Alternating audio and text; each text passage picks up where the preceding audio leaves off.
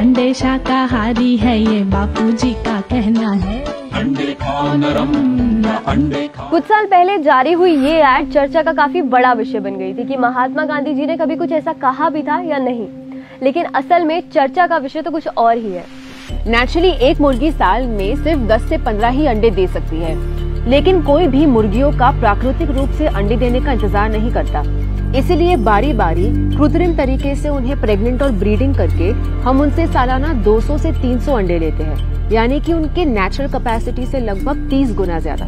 लेकिन ये मुर्गियाँ आई कहाँ से? जाहिर है मुर्गी अंडे से आई, लेकिन अंडे से निकला हुआ चूजा मुर्गा भी हो सकता है और मुर्गी भी। अगर चूजा मुर्गा निकला तो डेयरी की ही तरह पोल्ट्रीज के लिए भी कोई भी नर प्रॉफिटेबल नहीं होता, तो इन्हें क्रश करके पानी में डुबो के या ऐसे ही किसी बेरहम तरीके से मार दिया जाता है।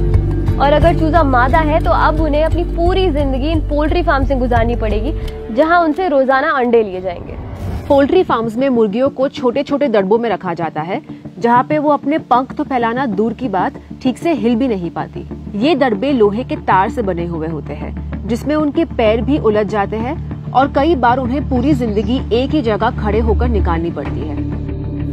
अक्सर ऐसे तनाव में मुर्गियां एक दूसरे को चोंच मारती है, लेकिन इसे रोकने के लिए बचपन में ही इनके चोंच निर्दयी तरीकों से काटे जाते हैं। इससे इन्हें खाने में भी दिक्कत होती है और भूख से उनकी मौत हो जाती है।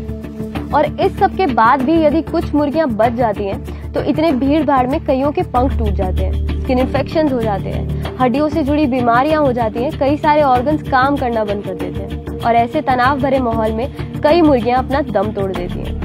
पर इन मरी हुई मुर्गियों में भी इंडस्ट्रीज को प्रॉफिट दिखना बंद नहीं होता और उन्हें तरह तरह के एनिमल प्रोडक्ट्स बनाने के लिए बेच दिया जाता है। जहां हर साल हम अक्टूबर के दूसरे शुक्रवार पर वर्ल्ड एग डे मनाते हैं, वहीं पे प्रतिदिन 5 लाख से भी ज्यादा चूजे अपनी मां को बिना देखे दम तोड़ रहे हैं।